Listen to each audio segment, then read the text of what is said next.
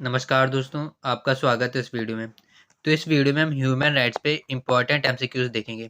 तो चाहे आपका एक कॉम्पिटिटिव एग्ज़ाम हो, चाहे ये आपका सेमेस्टर एग्ज़ाम हो, तो ये वीडियो आपके हर एग्ज़ाम्स के पर्सपेक्टिव से बहुत इम्पोर्टेंट है। तो आप इस वीडियो को एंड तक ज़रूर देखिएगा। ये जो आपका कंटेंट है इस वीडियो में, ये बहुत सी वेबसाइट का कंपाइलेशन है। तो इसमें बहुत से क्वेश्चंस ऐसे भी हैं जो बार-बार रिपीट हो रहे हैं। तो आपको वो देख के पैनिक नहीं होना है। तो चलिए शुरू करते हैं। तो हमारा पहला क्वेश्चन कुछ इस प्रकार है।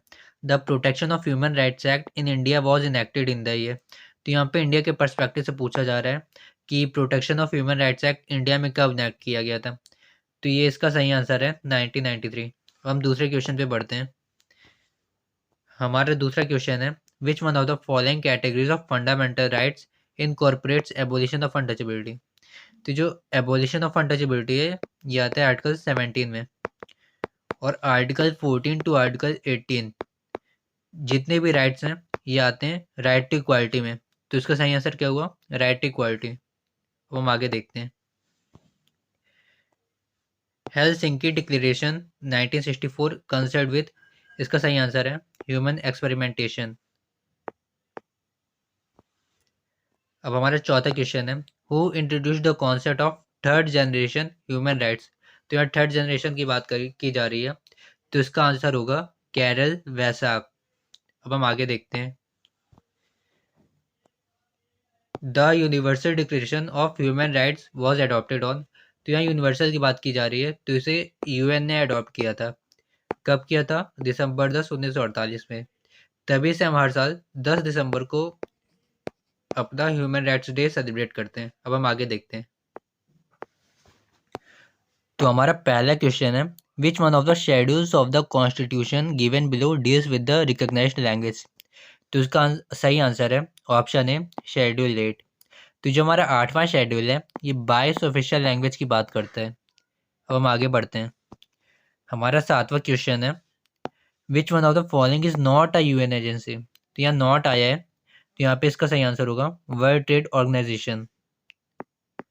अब हम आगे बढ़ते हैं। विच article of the third Geneva convention of 1949 defines the prisoners of war. तो यहाँ थर्ड जेनेवा कन्वेंशन के आर्टिकल की बात की गई है कि ऐसा कौन सा आर्टिकल है थर्ड जेनेवा कन्वेंशन का जो प्रिजनर्स ऑफ वॉर को डिफाइन करता है। तो इसका सही आंसर होगा ऑप्शन डी आर्टिकल 4।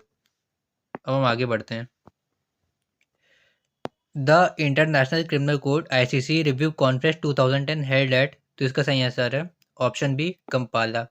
तो कंपाला में इंटरनेशनल क्रिमिनल कोर्ट का रिव्यू कॉन्फ्रेंस 2010 का हेल्ड किया गया था। अब हम आगे बढ़ते हैं। हमारा 10वां क्वेश्चन है, who coined the term genocide. Genocide term किसने नाम दिया है? तो इसका आंसर है राफेल लिम्किन। तो ये जो जेनोसाइड है, राफेल, आप हम इसे ऐसे भी याद कर सकते हैं, जो हमारा राफेल है फाइटर जेट, तो इसने जेनोसाइड कर दिया है बम गिरा के। तो हम इसे ऐसे भी याद कर सकते हैं। अब हम आगे बढ़ते हैं। तो हमारा 11वां क्वेश्चन है, which one of the following statement is not correct about the refugees. तो रिफ्यूजीज के लिए कौन सा स्टेटमेंट करेक्ट नहीं है? तो इसका सही आंसर होगा option D poverty reason of being outside the country. तो कोई इंसान अगर गरीबी की वजह से अपनी कंट्री से बाहर रह रहा है तो ये तो एकदम गलत है। इसका सही आंसर हो सकता है परसिक्यूशन, या फिर उसे परसिक्यूट किया गया हो, या उसकी कंट्री ने उसे प्रोटेक्शन प्रोवाइड की हो, या फिर ये हो सकता है कि उसे उसकी कंट्री ने ही बाहर निकाला हो। तो इसका सही आंसर क्या हुआ? Option D. अब हम आगे देखते हैं। Right to education is guaranteed under article, इसका सही आंसर है आर्टिकल 21 है। ये फंडामेंटल राइट्स में आता है। इसे 86 कॉन्स्टिट्यूशनल अमेंडमेंट एक्ट के द्वारा ऐड किया गया था। अब हम आगे देखते हैं। Fundamental duties are contained in, तो इसका सही आंसर है पार्ट 4A का आर्टिकल 51 है। ऑप्शन ए सही होगा, तो यहाँ पे पार्ट 4 ही हो जाएगा। हमारा अगले क्वेश्चन है, who was the founder of the international committee of the red cross. International committee of the red cross, तो इसका सही आंसर है हेनरी ड्यूनेंट। अब हम आगे देखते हैं। The UN sub commission of the prevention of discrimination and protection of minorities was established in 1947 by, तो इसका सही आंसर होगा कमीशन ऑन ह्यूमन राइट्स। अब हम आगे देखते हैं। तो हमारा 16वां क्वेश्चन है, who among the following propounded the modern principle of natural justice. Natural justice का मॉडर्न प्रिंसिपल किसने प्रोपाउंड किया था? तो इसका सही आंसर होगा ऑप्शन सी, एवी डाइसी। अब हम आगे देखते हैं। Guidelines for arrest of person by the police were given by the supreme court in which of the following cases. ये गाइडलाइन की पुलिस की एक पर्सन को किस मैनर में अरेस्ट करेगी, तो ये जो गाइडलाइन है किसने किस केस के द्वारा दिया गया था? इसका ऑप्शन है, आंसर है option D, D K Basu versus state of West Bengal. अब हम आगे देखते हैं।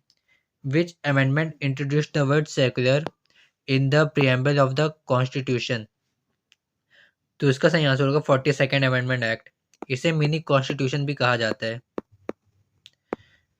तो अब हम आगे देखते हैं। The legal positivism, a school of thought which does not accept human rights as merely moral or just, was propounded by। तो इसका सही आंसर होगा जॉन ऑस्टिन, ऑप्शन डी। अब हम आगे देखते हैं। Laces fair philosophies and antithesis of. तो इसका आंसर होगा ऑप्शन डी, वेलफेयर स्टेट। तो हमारा 21वां क्वेश्चन है। Which of the following is the first charter of human right. तो यहाँ first charter of human rights का कौन सा है? तो इसका आंसर होगा ऑप्शन 3, द साइरस सिलेंडर। अब हम आगे देखते हैं। Who played an important role in the international human rights law. तो इसका सही आंसर होगा ऑप्शन 3, जो कि है the United Nations. United Nations ने 10 दिसंबर 1948 को क्या किया था? इसे अडॉप्ट किया था। अब हम आगे देखते हैं। Who adopted the landmark document the universal declaration of human rights. तो अभी अभी हमने बात की है, तो इसको किसने अडॉप्ट किया था? यूएनओ ने। अब हम आगे देखते हैं। When was the Universal Declaration of Human Rights adopted by UNO। अभी हमने डेट की भी बात की थी और ये रिपीटेड क्वेश्चन भी है, तो इसका सही आंसर होगा ऑप्शन 3, 10 दिसंबर 1948। हम 25वां क्वेश्चन देखते हैं अब। Which article of the universal declaration of human rights tells that right of nationality depends on one's wish. तो इसका सही आंसर होगा आर्टिकल 15। तो हम आगे देखते हैं। तो हमारा 26वां क्वेश्चन है। Who was the first chairman of the commission on human rights. तो उसका सही आंसर होगा ऑप्शन 3, इलेनर रूजवेल्ट। अब हमारा 27वां क्वेश्चन है। The universal declaration of human rights was adopted under whose chairmanship. तो ये भी सेम ही क्वेश्चन है, बस इसकी भाषा थोड़ी अलग हो गई है। तो इसका सही आंसर होगा ऑप्शन 3, रूजवेल्ट। अब हम आगे देखते हैं। The universal declaration of human rights is applicable to. तो इसका सही आंसर है option 1, every individual regardless of religion, race, gender और कल्चर बैकग्राउंड। अब 29वां क्वेश्चन हमारा क्या है। On which anniversary of the universal declaration of human rights the slogan all human rights for all was adopted. तो इसका सही आंसर होगा ऑप्शन 3, 50th। अब हम आगे देखते हैं। 30वां क्वेश्चन हमारा 30वां क्वेश्चन है। How many articles are there in the universal declaration of human rights. तो इसका सही आंसर है ऑप्शन 3, 30। तो यहाँ 30 आर्टिकल्स होते हैं universal declaration of human rights में। अब हम आगे देखते हैं। अब 31st क्वेश्चन है हमारा। In which of the following year the declaration of the rights of the child passed by the UN. तो इसका सही आंसर है ऑप्शन 2, 1959। 32वां क्वेश्चन है। Which one of the following country was adopted by the declaration of the human rights of man of the citizen.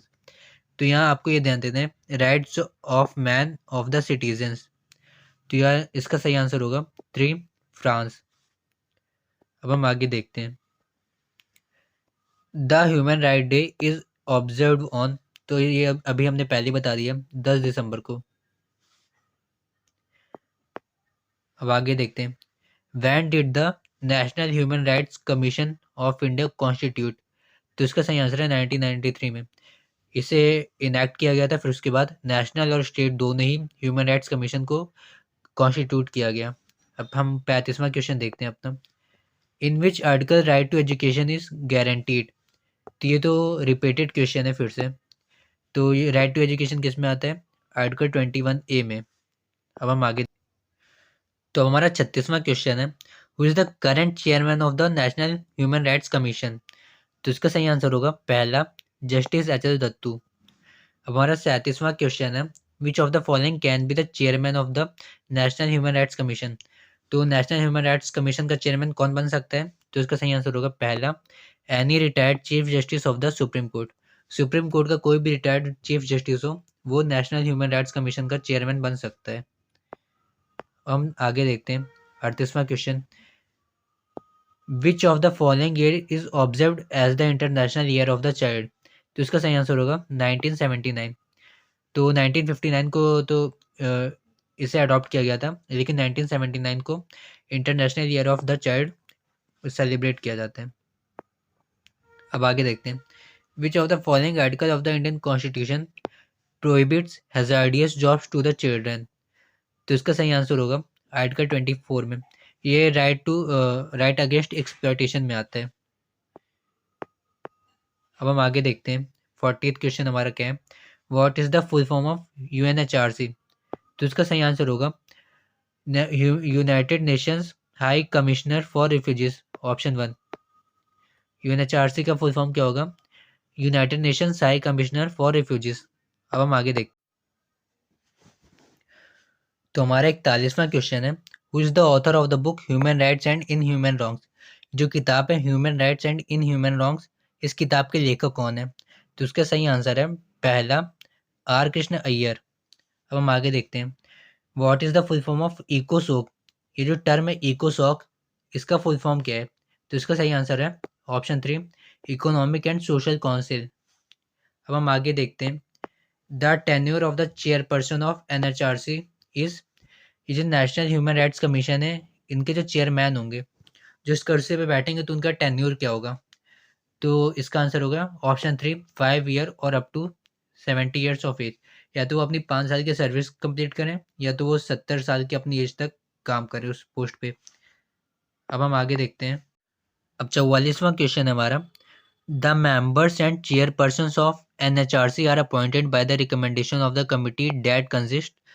तो जो members और chairperson है, इनको जो कमिटी अपॉइंट करेगी उसमें कौन कौन से मेंबर्स होंगे? तो इसका सही आंसर है option 2 the prime minister, the home minister, opposition leader in the Lok Sabha, opposition leader in the Rajya Sabha, Lok Sabha speaker, the deputy chairman of the Rajya Sabha. तो ये सारे मेंबर्स उस कमिटी के मेंबर्स होंगे। तो हम आगे देखते हैं 45 NHRC consist of chairman and 4 members. तो यानी कि इसमें टोटल 5 मेंबर्स होते हैं। पहला एक तो चेयरमैन हो गया, और दूसरा क्या होगा 4 मेंबर, और तो 4 + 1 क्या हो गया 5। अब हम आगे देखते हैं, तो हमारा 46वां क्वेश्चन है, where is the headquarter of the NHRC. ये जो नेशनल ह्यूमन राइट कमीशन है, इसका हेडक्वार्टर कहाँ है? तो जैसा आपको पता है कि एक कॉन्स्टिट्यूएंट बॉडी है, तो इसका हेडक्वार्टर कहाँ होगा? दिल्ली में होगा। 47वां क्वेश्चन है हमारा, article 364 of the Indian constitution deals with, इसका सही आंसर होगा ऑप्शन 3 बैकवर्ड क्लासेस कमीशन। अब हम आगे बढ़ते हैं, article 21 of the Indian constitution deals with. तो जो इंडियन कॉन्स्टिट्यूशन का आर्टिकल 21 है, इसका क्या मतलब होता है? इसका आंसर होगा चाहे ऑप्शन 2 चाहे ऑप्शन 4, दोनों का एक ही मतलब है, right to lively and liberal life. अब हम आगे देखते हैं, where is an international criminal court located. International criminal court कहाँ लोकेटेड है? तो इसका सही आंसर होगा द हेग, चौथा। अब हम आगे देखते हैं, पांचवा, in which year the changes been made in the national human rights commission act. तो जो एक्ट था नेशनल ह्यूमन राइट्स कमीशन, तो इसमें चेंजेस कब बनाए गए? तो इसका आंसर होगा ऑप्शन 4 2006। तो 2006 में इसमें चेंजेस किए गए हैं कुछ। अब हम आगे देखते हैं, तो हमारा 51वां क्वेश्चन है, when did the Cairo declaration on human rights in Islam adopted. तो जो कायरो डिक्लेरेशन है, ये कब एडॉप्ट किया गया था? इसका आंसर है ऑप्शन बी 1990। तो कायरो कहाँ है? तो कायरो है इजिप्ट में। अब हम आगे बढ़ते हैं, under whose chairmanship the united declaration of human right was adopted. तो ये फिर से रिपीटेड क्वेश्चन है, तो इसका आंसर होगा ऑप्शन है रूजवेल्ट। अब हम आगे देखते हैं, when did the first Geneva convention took place? तो इसका आंसर है 1864। तो 1864 में पहली बार जेनेवा कन्वेंशन हुआ था। अब हम आगे देखते हैं। In which century human rights became sorry तो क्वेश्चन है हमारा, in which century human rights became the central concern over the issue of slavery? तो जो दास प्रथा थी उसके लिए कौन सा सेंचुरी था जब ये मेन कंसर्न बन गया था? तो इसका आंसर है 19th सेंचुरी। क्यों? क्योंकि यहाँ 19th सेंचुरी में हम मॉडर्निटी की ओर बढ़ रहे थे। अब हम आगे बढ़ते हैं।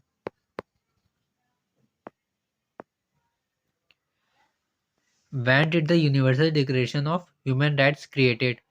तो यूनिवर्सल डिक्लेरेशन कब क्रिएट किया गया था? तो इसका सही आंसर है 1948। अब हम आगे बढ़ते हैं।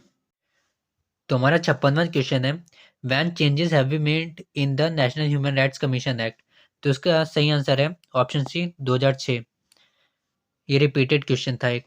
तो हम आगे देखते हैं 57वां question, who of the following is not included in the committee constituted for appointment of the chairman of the national human rights commission? तो अभी हमने कमिटी के बारे में देखा था कि कमिटी में कौन कौन से मेंबर्स होते हैं, तो उसमें प्रेसिडेंट नहीं था। हम 58वें क्वेश्चन की ओर बढ़ते हैं।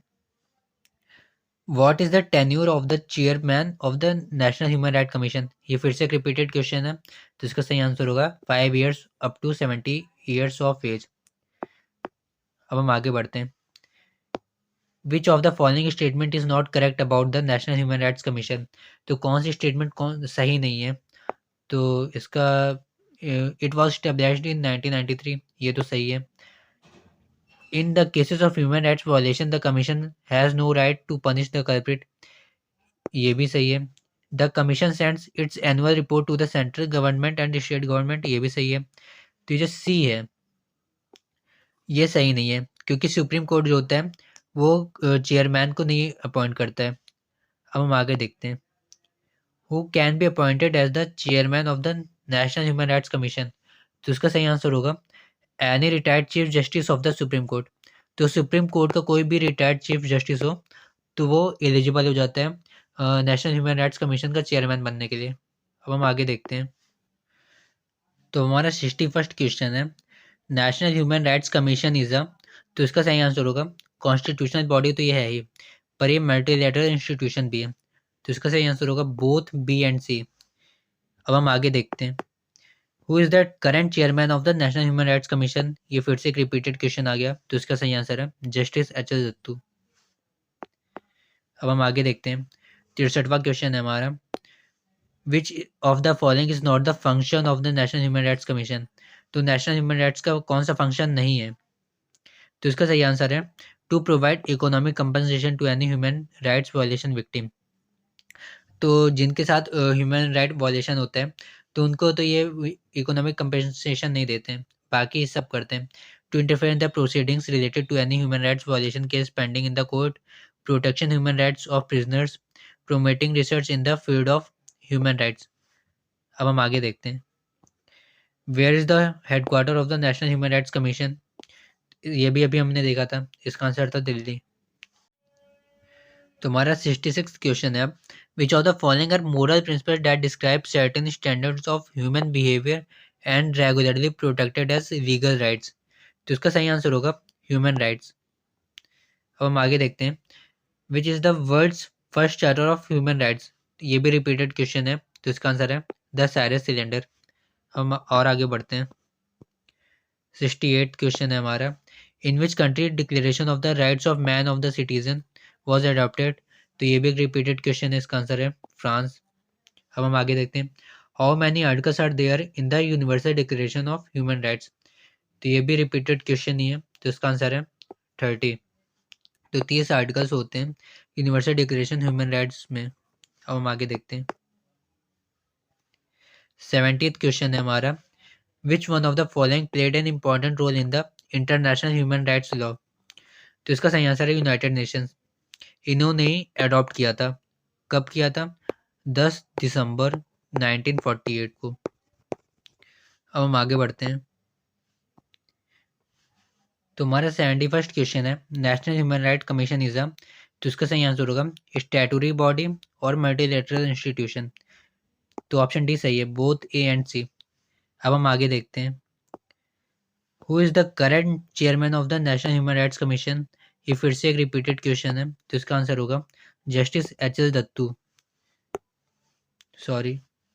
तो इसका सही आंसर होगा जस्टिस एच एल दत्तू। अब हम आगे देखते हैं, तो हमारा 73rd क्वेश्चन है, who can be appointed as the chairman of the national human rights commission. तो ये फिर से रिपीटेड क्वेश्चन है कि नेशनल ह्यूमन राइट्स कमीशन का चेयरमैन कौन बन सकता है। तो उसका सही आंसर होगा option B, any retired chief justice of the supreme court. अब हम आगे देखते हैं, हमारा अगला क्वेश्चन है, which of the following statement is not correct about the national human rights commission. National human rights commission के बारे में कौन सी स्टेटमेंट सही नहीं है। तो इट वॉज एस्टेब्लिश्ड इन 1993, ये सही है। In the cases of human rights violation the commission has no rights to punish the culprit, ये भी सही है। The commission sends its annual report to the central government and state government, ये भी सही है। तो गलत क्या है, ऑप्शन सी। तो इसका सही आंसर क्या होगा, ऑप्शन सी।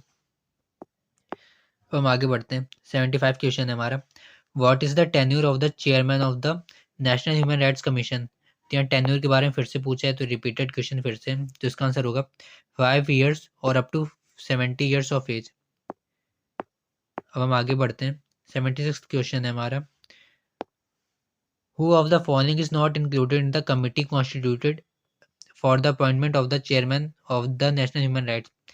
तो ये फिर से रिपीटेड क्वेश्चन है, इसका आंसर है प्रेसिडेंट।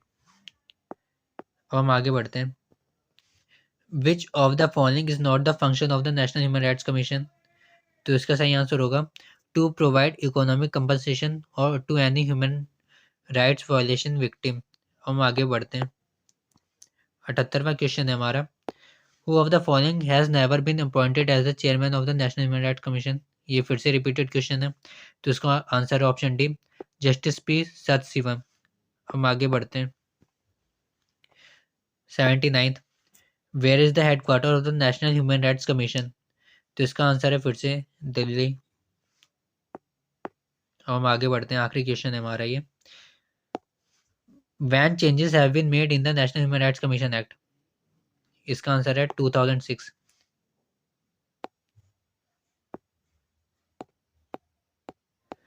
तो बस ये वीडियो यहीं पे समाप्त होती है। अगर आपको ये वीडियो पसंद आई हो तो आप इसे लाइक करें, चैनल को भी सब्सक्राइब करें। Thank you.